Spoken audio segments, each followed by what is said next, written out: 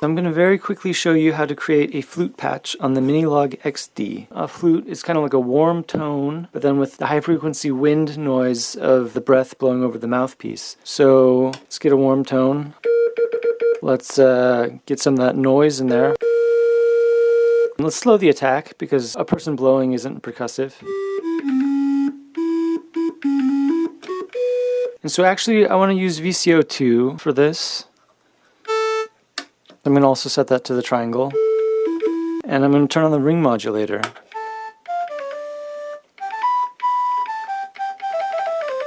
Add maybe a little bit of vibrato. Turn down the filter a little bit. Add a little bit of chiff. Some reverb.